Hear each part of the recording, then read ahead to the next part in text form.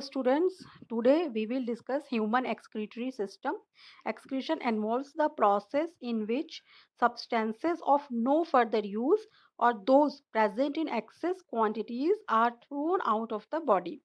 Okay, students, and excess water and salts are major components that you can say accumulate that get accumulates in the body, but regular basis removal of water and salts happen in our body. Osmoregulation is the special term for re- uh, for control. You cannot say just removal.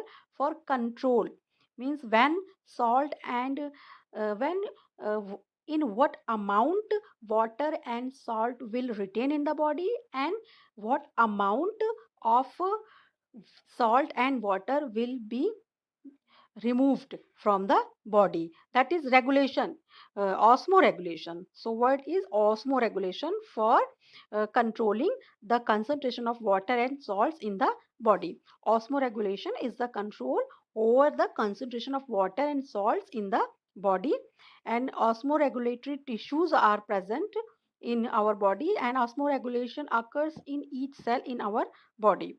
But for removal of other substances, especially of removal of excess nitrogenous waste, is known as excretion. And for excretion there is a special uh, system, that is human excretory system. And kidney are excretory and homeostatic organs. Homeostatic means, homeo means constant, static means constant, homeo means environment means एक constant environment body के अंदर different fluids का उनके pH बने रहे, उनमें water कितना है।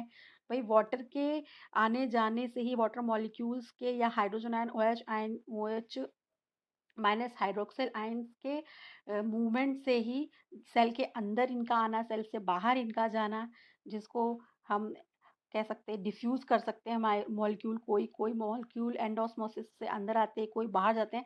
तो ये सारा प्रोसेस जो हमारी बॉडी में चलता रहता है, उसके बावजूद हमारी सेल जो है, हमारी बॉडी जो है एक डायनामिक कंडीशन में होती है। उसके बावजूद एक डेफिनेट कंडीशन बॉडी में मेंटेन रहनी चाहिए। Maintaining a constant internal environment is known as homeostasis. मैं आपको कुछ टर्म्स बता रही हूँ। जैसे मैंने आपको ऑस्मो रेगुलेशन एक टर्म बताया, स्टूडेंट्स मैंने आपको एक टर्म बताया ऑस्मो रेगुलेशन। तो ऑस्मो रेगुलेशन के बारे में हमने समझा। उसके बाद कि क्या है ऑस्मो रेगुलेशन, तो मैंने आपको एक टर्म बताया ऑस्मो रेगुलेशन, पहले भी मैं आपको इसको बता चुकी हूँ। तो ऑस्मो रेगुलेशन क्या है? Control of salt and water in our body.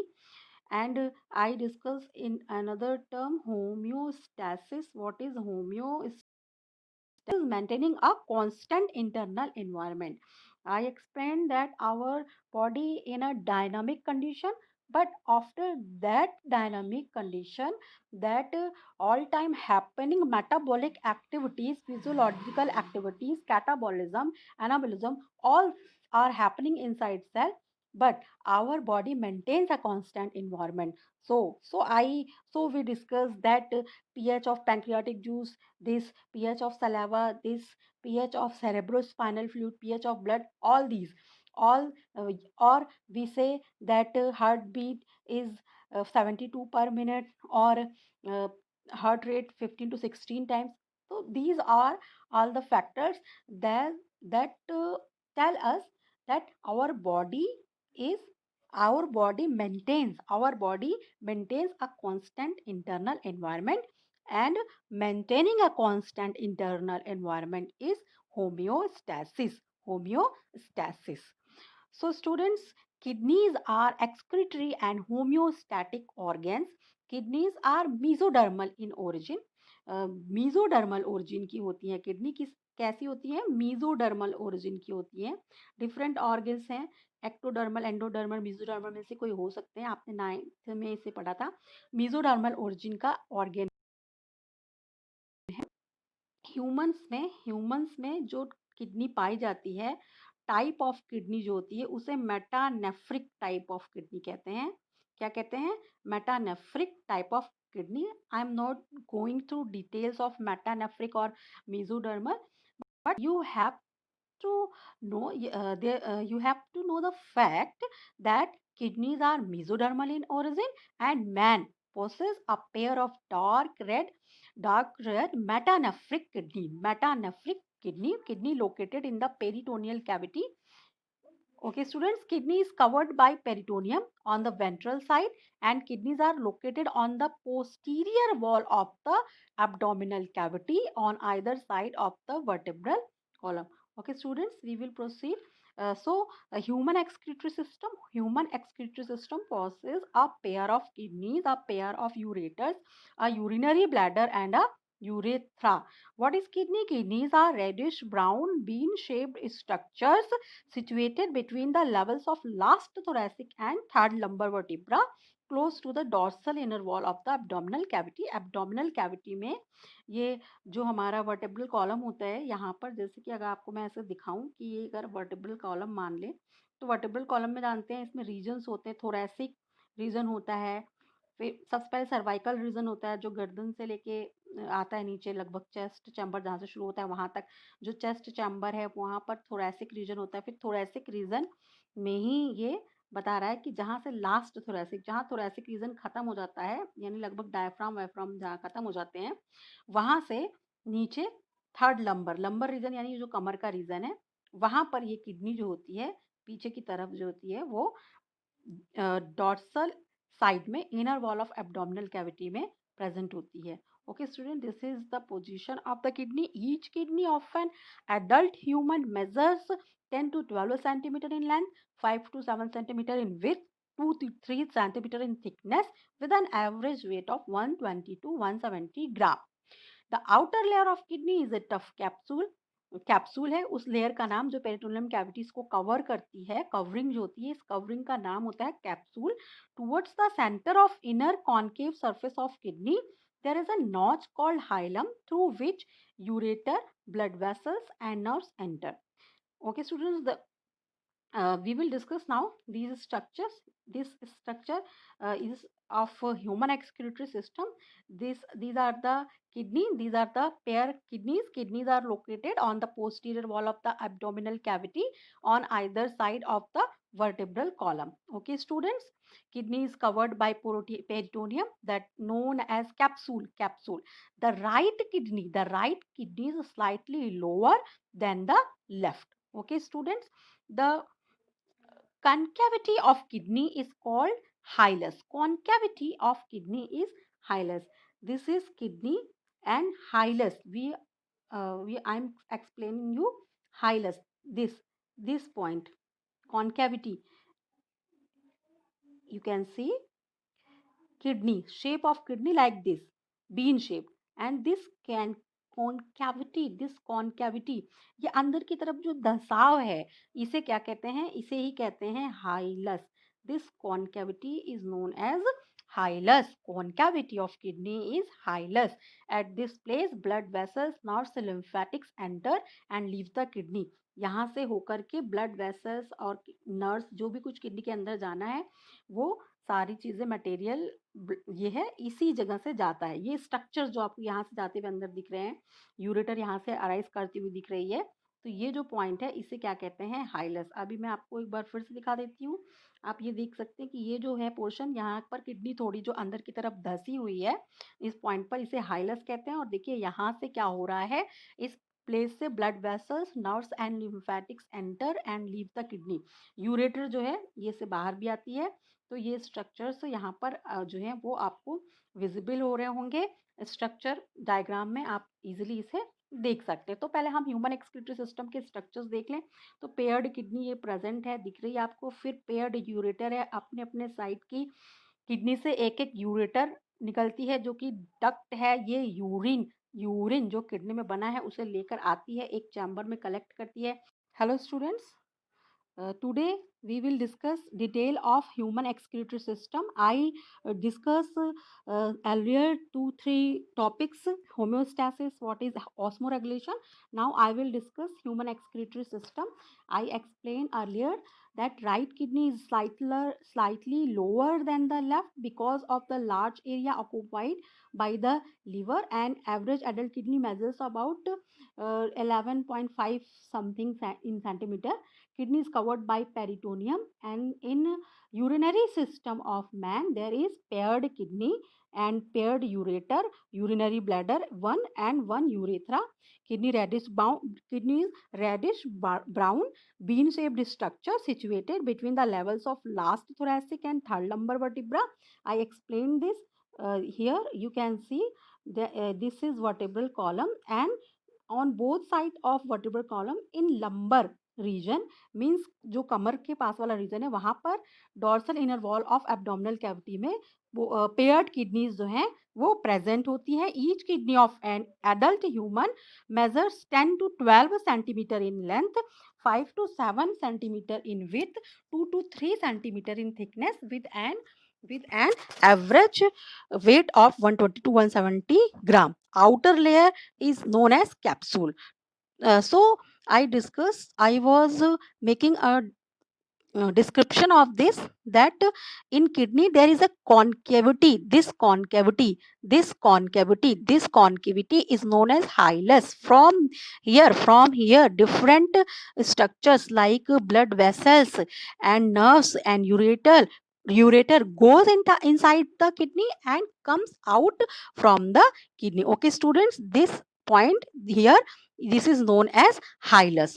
Okay students, you can see these are the pair kidneys and adrenal gland that is attached on the kidney, and you know that right kidney is slightly lower than the left in position, and here paired ureters are arising from each side of the kidney, each side of kidney of arise this. Then some other structures are visible here, like cortex, outer part of kidney. Outer part, here you can see that detailed structure. This is the LS of kidney actually. This outer portion is cortex and this inner portion is medulla.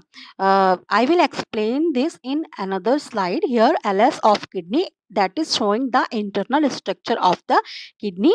Outer part of the kidney, here you can see that this is the outer part, of the kidney, and this outer part of the kidney is cortex. It contains Malpighian capsules, PCT and DCT, but there is no loop of Henle. At transcendent level, it is not important to remember this, but you have to know that in kidney there is presence of nephron. Nephrons are the basic unit of kidney, and in nephron, Malpighian corpuscles present, and three other structures that are PCT, loop of Henle and DCT is present.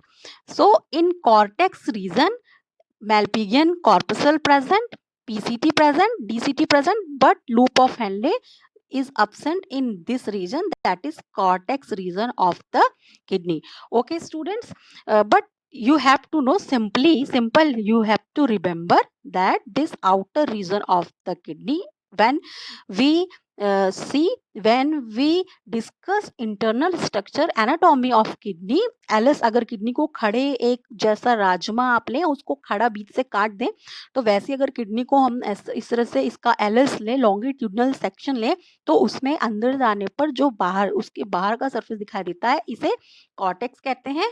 और इसके बाद जो यहाँ अंदर की तरफ portion है ये किडनी का, ये पूरा पोर्शन जो है इसको अंदर की तरफ की इस पोर्शन को मेडुला कहते हैं. Inner part of kidney striated and lighten in color, contains loop of Henle collecting tubules. यहाँ पर loop of Henle और collecting tubules भी जो है वो present होती हैं. फिर conical process. You can see conical process here. These are the conical process. These conical process are known as medullary pyramids. Structure is like pyramid and region is medulla, so these are known as medullary pyramids. Conical process formed by the projections of medulla into the pelvis. This is the pelvis. Where is the pelvis? This region, this funnel shaped region is pelvis. This funnel shaped region is pelvis. Large funnel shaped space towards the concavity. We discussed the concavity here. We discussed that there is a concavity inside kidney. Kidney के अंदर इधर अलग से मैं आपको diagram बनाकर दिखाती हूँ कि एक कॉन्केविटी होती है, इसे हाइलस कहते हैं, और इसमें ही जो आउटर रीजन है ये कॉर्टेक्स है, इनर रीजन पूरा जो है वो मेड्यूला कहलाता है, और मेड्यूला रीजन में बेटा ये पिरामिड लाइक स्ट्रक्चर होते हैं जिन्हें मेड्यूलरी पिरामिड्स कहते हैं। और ये बेस पर, जहां हाइलम है वहां बेस पर एक फनल शेप का स्ट्रक्चर होता है। ये फनल शेप का स्ट्रक्चर जो आपको दिखाई दे रहा है, इस स्ट्रक्चर को बोलते हैं पेल्विस। ये रीजन जो है इसको बोलते हैं pelvis. Okay students, a large funnel shaped space towards the concavity is known as pelvis. Okay students, and the renal columns of Bertini is the part of cortex continued inside medulla between pyramids. देखिए pyramids के बीच बीच में देखिए ये जो थोड़ी थोड़ी सी जगह बच रही है, तो इन्हें रीनल कॉलम, यहाँ पर लिखा हुआ है रीनल कॉलम। इसे बर्टनी नाम के एक साइंटिस्ट थे, उन्होंने खोजा था, इसीलिए इसका नाम रीनल कॉलम्स ऑफ बर्टनी कहते हैं। Renal columns of Bertini. What are the renal columns of Bertini? The renal columns of Botany is the part of cortex continued inside medulla between pyramids. Pyramids के बीच बीच में जो ये continue होता है part, ये इसको कहते हैं रीनल कॉलम्स ऑफ बॉटनी। फिर इसके बाद ये जो रीजन है ये कहलाता है पेल्विस। जो ये रीजन है यहाँ, ये है hilum. Okay students, so I discuss the structure of kidney in detail. Now some more slides are here for discussion. Functional units of kidney are nephrons. Each kidney has nearly 1 million complex tubular structures known as nephrons, which are millions. हर एक kidney में करोड़ों nephron होते हैं, called nephrons, which are functional units. Each nephron has two parts, the glomerulus and the renal tubule. तो nephron का structure चलिए हम देखते हैं। नेफ्रॉन का स्ट्रक्चर देखते हैं तो उसमें हमें क्या स्ट्रक्चर दिखाई दे रहा है, ये देखिए। इसे हम यहाँ पे आपको बताती हूँ मैं। ये जो स्ट्रक्चर है इसको कहते हैं मैलपिगियन कॉर्पसल, ठीक है। और ये जो बाकी ट्यूब लाइक स्ट्रक्चर है इसे रीनल ट्यूब्यूल कहते हैं। This tube like structure id renal tubule and this corpuscle cell like structure is Malpighian corpuscle of neuron. And in tubule में भी आप देखें तो इसमें भी पार्टीशन है। देखिए सबसे पहले ये जो ट्यूब्यूल है इसे अगर मैं थोड़ा सा अलग बना दूं, केवल ट्यूब्यूल को अलग बना दूं, तो इस तरीके का एक कॉन्वोल्यूटेड स्ट्रक्चर होता है। फिर ऐसी इलोंगेटेड यू शेप्ड ट्यूब है and then further convoluted structure. तो जो मैलपिगियन कॉर्पसल के पास कॉन्वोल्यूटेड स्ट्रक्चर है, यहाँ आप देख रहे हैं close proximity with the Malpighian corpuscle, proximity, तो इसे कहते हैं प्रॉक्सिमल कॉन्वोल्यूटेड ट्यूब्यूल। और जो इससे थोड़ा दूर स्थित होता है यहाँ, ये जो है इसे क्या कहते हैं, इसे बोलते हैं DCT। और ये जो स्ट्रक्चर है इसे कहते हैं लूप ऑफ हेनले। और लूप ऑफ हेनले में देखिए ये डिसेंडिंग लिम्ब है, ये असेंडिंग लिम्ब है। एक बार फिर से मैं आपको ये स्ट्रक्चर एक्सप्लेन करती हूँ कि जो पहले एक कॉन्वोल्यूटेड स्ट्रक्चर है और यू शेप की ट्यूब है और फिर कॉन्वोल्यूटेड स्ट्रक्चर है। तो जो दूर में है कॉन्वोल्यूटेड स्ट्रक्चर उसका नाम है डिस्टल कॉन्वोल्यूटेड ट्यूब्यूल, जो थोड़ा पास में है मैलपिगियन कॉर्पसल्स के वो है प्रॉक्सिमल कॉन्वोल्यूटेड ट्यूब्यूल। और ये जो स्ट्रक्चर बाकी बचा हुआ है ये स्ट्रक्चर है loop of Henle. This is loop of Henle. जब किडनी में यूरिन का फॉर्मेशन होता है तो अगर मैं अलग से आपको लूप ऑफ हेनले केवल बनाकर दिखाऊं तो यहाँ जो PCT होता है, यहाँ से लिक्विड जो है यहाँ आता है पहले, फिर इधर से इधर ऊपर की ओर जाता है, क्योंकि लिक्विड की फ्लो की डायरेक्शन डाउनवर्ड है और यहाँ अपवर्ड है, इसीलिए ये जो पार्ट है इसे बोलते हैं बेटा इस पार्ट ऑफ को बोलते हैं descending limb of loop of Henle, और ये जो पार्ट है इसे बोलते हैं ascending limb of loop of Henle. फिर फाइनली ये जो है ये किस में खुलती है, कलेक्टिंग डक्ट में खुलती है। बाकी जो ये नेफ्रॉन का डिटेल स्ट्रक्चर है वो हम लोग कल डिस्कस करेंगे। अभी मैंने आपको बस इतना थोड़ा सा बताया कि ऐसे करोड़ों न्यूरॉन्स जो होते हैं ये प्रेजेंट होते हैं हर एक किडनी में। इसमें स्पेशली जो स्ट्रक्चर आज मैं आपके साथ डिस्कस करने वाली हूँ वो है यहाँ पर जो आपको कैपिलरीज दिख रही हैं। देखिए कैपिलरी का एक नेटवर्क दिख रहा है, यानी कि हर एक नेफ्रॉन में एक आर्टरी आ रही है, और वो आर्टरी पहले मैलपिगियन कॉर्पसल वाला जो रीजन है वहां पर एक नेटवर्क बना रही है, फिर वहीं से बाहर निकल के चारों ओर जो ट्यूबुलर स्ट्रक्चर है उसके चारों ओर भी एक नेटवर्क बना रही है। तो जब यही स्ट्रक्चर है जो ये यहाँ पर एक आर्टरी जो है, मोटी आर्टरी नेफ्रॉन के अंदर ब्लड लेकर आती है, उसका नाम है अफेरेंट आर्टेरियोल। लेकर आती है, आ रही है, अफेरेंट आर्टेरियोल मैलपिगियन कॉर्पसल में लेकर आ रही है ब्लड को। जो यहाँ से लेकर जा रही है वो है ईफरेंट, एग्जिट कर रही है ईफरेंट आर्टेरियोल, और ये है अफेरेंट आर्टेरियोल। कहाँ लेकर आ रही है, मैलपिगियन कॉर्पसल में। एक्चुअली मैलपिगियन कॉर्पसल जो है ये कुछ इस टाइप का स्ट्रक्चर होता है, और इसके अंदर जब ये ब्लड लेकर आती है आर्टरी, तो और इधर से ब्लड लेकर निकलती है आर्टरी, तो यहाँ बीच में जो है वो कैपिलरी का डेंस नेटवर्क प्रेजेंट होता है।